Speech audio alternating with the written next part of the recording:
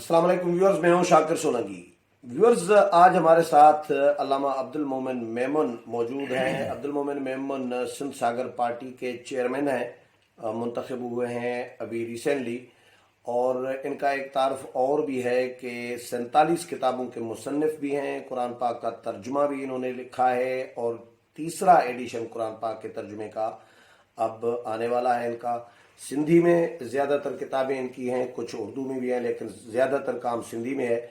सिंध सागर party के हवाले से इनसे हम जानना चाहेंगे, क्या सिंध सागर पार्टी क्या है? तो रीजनल तंजीम है, पार्टी है, सियासी जमात है, मजहबी जमात है? मुल्क भर में कहाँ कहाँ इनकी जमात का प्लान है जो या प्रोग्राम है, इसके हवाले से भी और उनके मंशूर और प्रोग्राम के हवाले से बात करेंगे। अब्दुल मोमिन मेमन साहब, वेलकम टू शो साहब। मोमिन साहब, सिंध सागर पार्टी के हवाले से थोड़ा हमारे व्यूअर्स को आप बताएं कि हम तो बहुत अरसे से सुन रहे हैं सिंध सागर पार्टी का नाम, लेकिन कोई बड़ा काम सिंध सागर पार्टी पॉलिटिकली तो नज़र नहीं आ रही होती। ज़ाहिर है कोई बड़ा पॉलिटिकल काम इतना हमने तो नहीं देखा। अगर किया है तो थोड़ा सा वो भी आप बताएं, आगे का भी प्लान थोड़ा सा बताएं। बिस्मिल्लाहिर्रहमानिर्रहीम। शाकिर साहब, मैं आपका मशकूर हूँ कि आपने मुझे मौका दिया अपनी कौम के साथ मुखातिब होने का। इमाम इनकलाब मौलाना अबैदुल्लाह सिंधी रहमतुल्लाह अलैह इस पार्टी के बानी हैं। आपने 1939 में इसकी बुनियाद रखी थी जब आप जलावतनी से वापस तशरीफ़ ले आए थे। सिंध सागर पार्टी का जो मंशूर हज़रत सिंधी ने बनाया है, उसमें जो सियासी विजन है उसका मुफस्सल नाम था जमुना नर्मदा सिंध सागर पार्टी।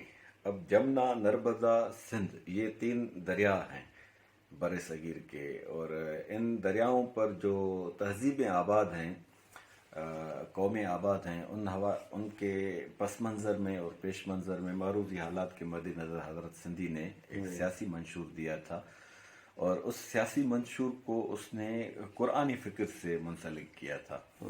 तो हज़रत सिंधी की ज़िंदगी 1944 में उनकी वफ़ात हो गई थी। तो उसके बाद पार्टी फ़ाल नहीं हो पाई थी। 1972 के ज़माने में ये पार्टी फ़ाल हुई, और उसने अपनी जो उसकी उठान थी वो शायान शान थी। उस वक्त हम पैदा नहीं हुए थे, तो मेरी पैदाइश 1981 की है।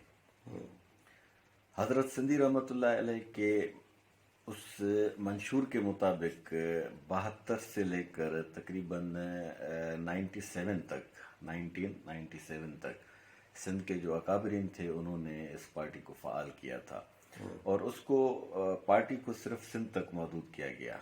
उसकी एक वजह यह थी कि उन्होंने इस पार्टी को सिर्फ नेशनलिज्म तक महदूद किया। नेशनलिज्म से मेरी मुराद वो कौम परस्त जमातें हैं जो रीजनल हद तक खुद को महदूद रखती हैं। हज़रत सिंधी रहमतुल्लाह अलैह के मंशूर का जो वाज़ेह विजन है और उसके जो रोशन पहलू हैं वो आम मजहबी पार्टियों से मुनफरद है।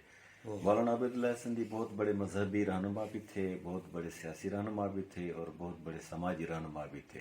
सोशल साइंटिस्ट आप उसको कह सकते हैं। तो उस हवाले से उसके मंशूर की जो बुनियादी नुकात हैं वो ये हैं कि जितनी भी तहजीबें थीं, जमुना नर्मदा सिंध ये 3 मैंने अर्ज़ किया कि दरिया हैं, उनके किनारों पर जो आबाद हैं कौमें अक़वाम, ज़्यादा एक कौम नहीं, तो उनके हुकूक के हवाले से, उनके इख्तियारात के हवाले से, उनकी आज़ादी के हवाले से, उनकी ज़ुबान के तहफ़्फ़ुज़ के हवाले से, और उनके जो रिसोर्सेज हैं रिज़्क़ के, उनके हवाले से उन्होंने मंशूर पेश किया था। बहरहाल 1997 तक जब वो फ़ाल रही थी, तो फिर कुछ वजूहात होंगी ज़रूर जिसकी वजह से पार्टी बैठ गई। और उसके बाद जो है मौलाना अजीज़ुल्लाह भोयो साहब, पार्टी को उन्होंने अच्छा, इस पूरे अरसे में पार्टी गैर फाल रही अजीज़ुल्लाह भोयो साहब तक? मौलाना अजीज़ुल्लाह भोयो ही पार्टी के सरबराह थे, और तजदीद भी पार्टी की उन्होंने की थी। बुनियाद हज़रत सिंधी ने रखी थी, लेकिन तजदीद पार्टी को नए अंदाज से مولانا بویو عزیز اللہ بویو صاحب نے فعال کیا تھا. تو پھر یہ معروضی حالات کچھ ایسے ہو جاتے ہیں جس میں پارٹیاں بیٹھ بھی جاتی ہیں اور وہ اڑان بھی لیتی ہیں, لیکن بہرحال جتنا اس کو فعال ہونا چاہیے تھا وہ نہیں ہو پائی. مولانا عزیز اللہ بویو صاحب کا پچھلے دنوں انتقال ہو گیا. اس کے بعد ہم جو فکری ساتھی تھے مولانا عبید اللہ سندھی رحمۃ اللہ علیہ کے افکار کے پیروکاری کے دعویٰ کرنے والے, اور صرف دعویٰ ہی نہیں, ہم ذہنی طور پر بھی آمادہ ہیں کہ ان کے افکار کو فروغ دیا جائے.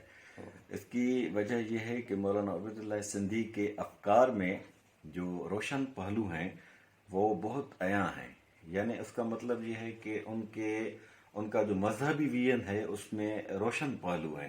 یعنی کوئی انتہا پسندی نہیں ہے, کوئی اس میں شدت نہیں ہے کہ جدت پسندی ہے. جدت بھی وہ والی نہیں جو ایک روایتی جدت ہوتی ہے. جدت اصولوں کی بنیاد پر, وہ جو ایک جدت کا جو فیشن چل پڑا ہے وہ جدت نہیں ہے مراد. اس سے جدت کا مطلب جیسے قرآن پاک میں ہے کل یوم ہو فی شان, اللہ ہر دن اپنی نئی آن اور نئی شان سے اپنے جلوے کار فرماتے ہیں, اور دنیا میں اپنی اختیار کا وہ ایک ایسے جلوے دکھاتا ہے وہ اپنی قدرت کے, جس کو شعون بھی کہا جاتا ہے, شاعر اللہ بھی کہا جاتا ہے. تو اس میں یہ ہے کہ مذہب ایک جمودیت کا نام نہیں ہے, مذہب ایک تسلسل کا نام ہے. انگریزی میں اگر آپ ہم مذہب کا ترجمہ کریں گے وہ یہ ہوگا کہ وے ٹو دا لائف, یعنی زندگی کے گزارنے کا فطری راستہ. حضرت سندھی کے سندھ ساگر پارٹی کے جمنا نرمدا تو تقسیم کے بعد ظاہری بات ہے یہ چیپٹر کلوز ہو گیا, اس لیے یہ سندھ ساگر پارٹی تک محدود ہو گیا نام. جمنا نرمدا ادھر رہ گئے. اب مولانا عزیز اللہ بویو صاحب کی وفات کے بعد ہم دوست جب آپس میں بیٹھے اور انہوں نے مجھے باضابطہ طور پر الیکشن کے اصولوں کے مطابق منتخب کیا چیئرمین کے طور پر, تو مجھے خود ایک تشنگی بھی تھی کہ حضرت سندھی کے افکار کے حوالے سے اتنا کام کیوں نہیں ہوا, اور یہ پارٹی ریجنل حد تک محدود کیوں رہی اور نیشنل حد تک کیوں نہیں گئی. اس کی بہت ساری وجوہات ہیں, وہ کبھی ہم مفصل نشست میں اس پر بات کریں گے. مختصراً یہ ہے کہ ہم نے جو ابھی نیا قدم اٹھایا ہے نئے جذبے کے ساتھ, اس کا جو ویژن ہمارا پہلا ہدف ہے وہ یہ ہے کہ اسلام کا جو شدت پسندی اور انتہا پسندی والا تعارف ہے, جو ایک منفی قسم کے مذہبی رہنماؤں نے متعارف کروایا ہے, اور ان کی کچھ ایسی حرکتیں بھی رہی ہیں سیاسی حوالے سے, عالمی سامراج کے حوالے سے, جس کی وجہ سے اسلام بدنام ہو رہا ہے. تو حضرت سندھی رحمۃ اللہ علیہ نے اسلام کا جو ویژن پیش کیا تھا وہ عین فطری تھا. حضرت سندھی بار بار اس بات پر زور دیتے تھے کہ خدا پر ایمان برقرار رہے, اور خدا کا جو رحمان و رحیم کا تعارف ہے. میں آتا ہوں موجودہ جو اس وقت جو موجودہ دور کے تقاضے ہیں آپ کی جماعت کے حوالے سے. پہلے مجھے یہ بتائیں کہ یہ کوئی الیکشن کمیشن باضابطہ رجسٹر جماعت ہے یا اس کی ضرورت نہیں ہوتی ریجنل جماعتوں کو, کیا ہے مطلب ہے الیکشن کمیشن میں اس طرح کے رجسٹر؟ جی, ہمارا عزم ہے انشاءاللہ کہ الیکشن کمیشن کے جتنے بھی لوازمات ہیں جب وہ پائے تکمیل ہو جائیں گے تو ہم رجسٹریشن کی طرف بھی جائیں گے. پولیٹیکل نہیں ہے آپ کی جماعت؟ ہے پولیٹیکل, ہاں ہے, لیکن ہم عملی سیاست میں فی الحال قدم اس لیے نہیں رکھیں گے کہ ہمیں سب سے پہلے پارٹی کی بنیادیں مضبوط کرنی ہیں, اور جو نیو جنریشن ہے, کیونکہ یہ سندھ ساگر پارٹی کا نام ہماری نیو جنریشن کے لیے بہت ہی نیا نام ہے, تو اس نام سے لوگ مانوس بھی نہیں ہیں اور متعارف بھی نہیں ہیں. ہم ابتدائی طور پر ان کے تعارف اور ان کے ویژن کی اپروچ کے لیے نوجوانوں کو اپیل کر رہے ہیں, اور کچھ لٹریچر کی اشاعت کا ہم نے عزم کیا ہے, اور مختلف پروگرامز ہم کرتے رہیں گے جس کے حوالے سے پارٹی کا تعارف ایک سوسائٹی میں جو جائے گا کہ سندھ ساگر پارٹی بھی کوئی ایک ایسی پارٹی ہے. ہمارے بنیادی مقصد دو ہیں. ایک یہ کہ سیاست میں جو ہماری نیشنل سیاست ہے پاکستان کے حوالے سے, اس پر میں جو آئین ہے ہمارا اس میں 18ویں ترمیم جو ہوئی ہے اس میں صوبوں کی خود مختاری اور ریسورسز جتنے بھی ہیں 18ویں ترمیم میں پورا تفصیل موجود ہے. اس کے مطابق ہم صوبوں کو مستقل طور پر خود مختاری کا جو عندیہ ہے اس کو فعال کرنے کے لیے ہم کوششیں لیں گے. تیار ہیں اور ہم اپنے ورکرز کو بھی تیار کریں گے. اور خاص طور پر جو مذہبی انتہا پسندی ہے جس پر جو میں نے نفاذ شریعت کی بات کی تو شریعت قرآن کا ایک اور یہ جو قانون ہے. عمران خان کے خلاف تحریک عدم اعتماد اپوزیشن لے آئی ہے اس سے بھی کچھ مطلب اس سے کوئی لینا دینا نہیں ہے سندھ ساگر پارٹی کا؟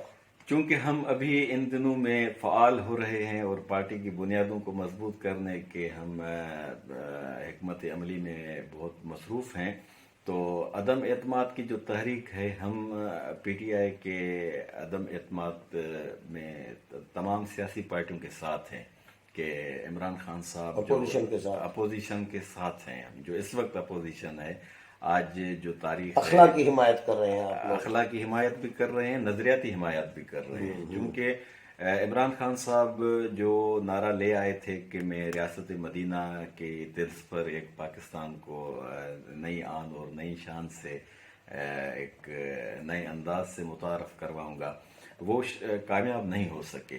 اس لیے کامیاب نہ ہونے کی وجوہات جو ہیں وہ بہت ساری ہیں. اس کی کہ وہ خود مختار تھے یا نہیں تھے یہ ایک الگ بحث ہے. مسئلہ یہ ہے کہ لوگوں کے مسائل کیا ہیں اور ان کا حل حکمرانوں کے پاس کیا ہے.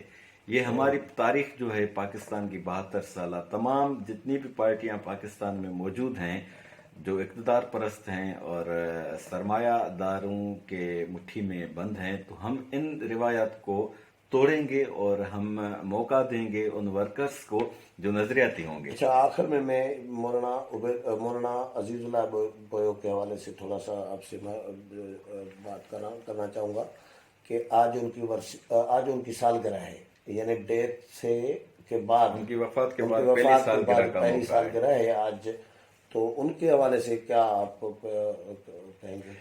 مولانا عزیز اللہ بویو صاحب بہت بڑے علامہ تھے, سندھ کی ایک شناخت ہیں وہ. ان کا جو سیاسی ویژن تھا اور ان کا جو قومی ویژن تھا اس حوالے سے ہم ان کے افکار کو قبول کرتے ہیں.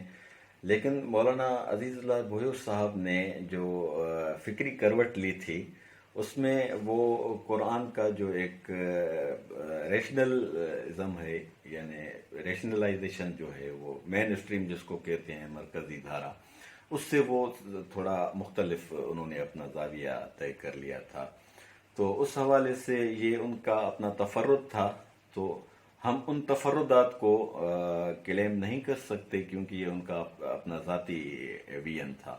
ہم مولانا عزیز اللہ بویو کا جو حضرت امام انقلاب مولانا عبید اللہ سندھی رحمۃ اللہ علیہ کے افکار تک ان کا جو سیاسی اور قرآنی ویژن ہے اس کو ساتھ لے کے آگے چلیں گے. بہت شکریہ. ویورز, عبد المومن میمن کے ساتھ پروگرام آپ نے سنا, مجھے پسند آیا ہوگا. اگلے پروگرام میں پھر ملاقات ہوگی, تب تک اجازت چاہتا ہوں. اللہ حافظ.